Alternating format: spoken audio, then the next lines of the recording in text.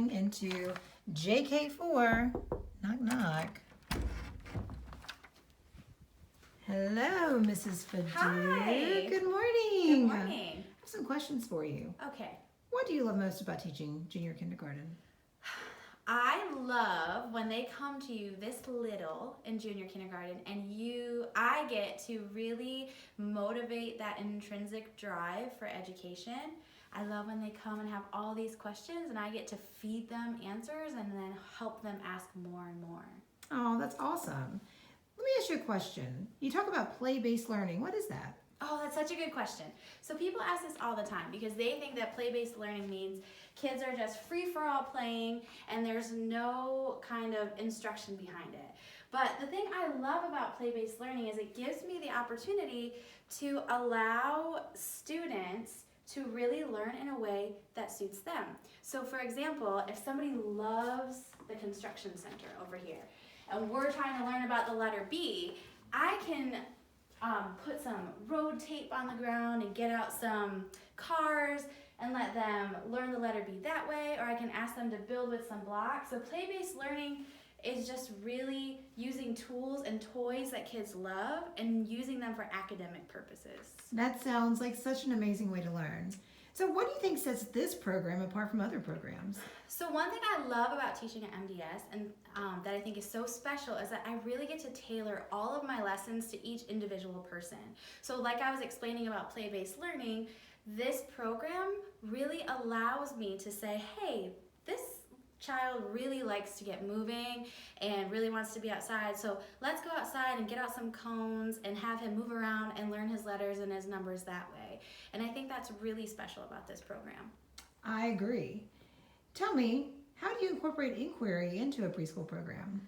That's another really great question. So one thing that we do here is we do our lines of inquiry, and I get to do some things that typically you would find in preschool classrooms, like reading fairy tales and learning about holidays.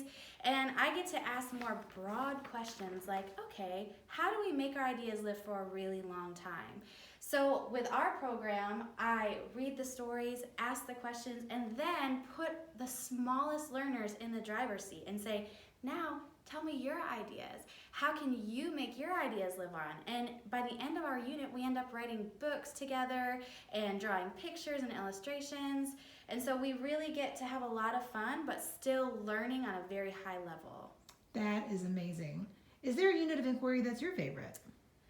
Yes, I love our very last unit of inquiry, which is how the world works. And we really dive into a science-heavy unit of learning about caterpillars turning into butterflies and watching chickens hatch and planting plants outside in our gardens, and that's my favorite because I love science and I think kids think it's hard, and that makes it really fun. So what attribute do you think people would say is unique about your teaching style? So I think the thing that makes me unique as a teacher is that I'm really flexible, and there have definitely been days where I have canceled entire lessons in my classroom for the sake of a good block play, or so that we can go outside and play in the rain or the snow. And so I think flexibility, especially at this age, is super important, and it's something that I try to keep in mind every time I plan a lesson. Well, speaking of your little students, what do you think they love the most about this classroom? Oh, so we have lots of different centers all around our room full of really awesome tools and toys that they can use, but my kids' favorite is our light table over here. Fun. So this is a really fun sensory activity. I'll plug it in for you so you can see. This is a really fun sensory activity that we use for so many different things. We put shadow puppets up here. Whoa. They can retell stories. We use it to add and subtract. We have lots of different manipulatives in here. They write their names with them. This is really fun. And on a really crazy, hectic day, I can turn the lights off and turn this table on, and it's very calming and soothing, and this is definitely their favorite. That is wonderful. What is your favorite story to read to your class? My favorite story, actually it's right over here, is The Book with No Pictures.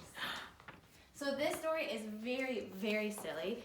And in one of our units of inquiry, we talk about how pictures can tell a story and how you can tell a story with your imagination. So this is the perfect book for that. Oh my goodness. Do you have children here at MDS? I do.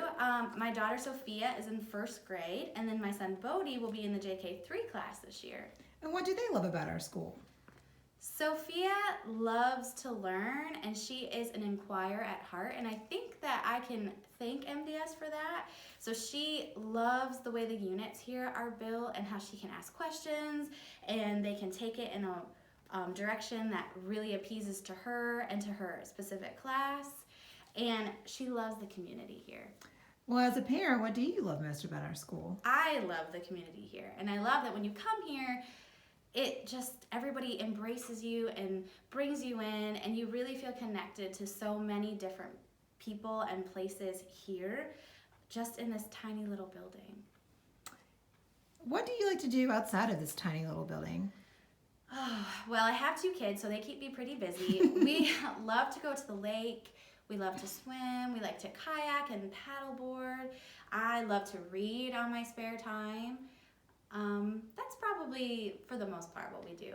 Talking about a good book, are you reading any good books these days? I am. So right now I am reading The Importance of Being Little, and it is actually a book all about play and why that is so important at this age. What do you do with your children to keep their brains fresh over the summer?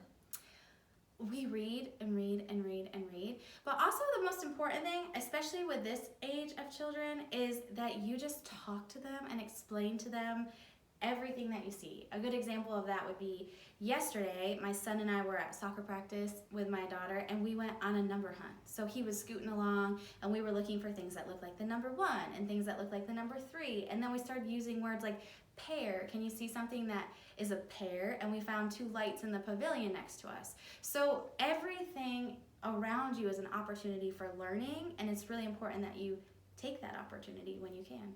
Absolutely. And finally, what is one recommendation you have for any parent looking for a junior kindergarten program? So, transparency. And I can't say this enough. Look for a program that wants you to be involved, and a program that says, pop in whenever you want to, come see what your kids are doing, and a teacher that's excited to show you that there's an open door policy, and we want you to ask questions here, and I think that's something that you should always look for when you're trying to pick a program for your child. Absolutely. Well, thank you, Mrs. Feduke, for letting us come into your classroom, which is adorable. And we are so excited to fill it full of new JK4 students next year. Yes. But have fun setting everything up, and we appreciate it. Yes, thank you. Have a great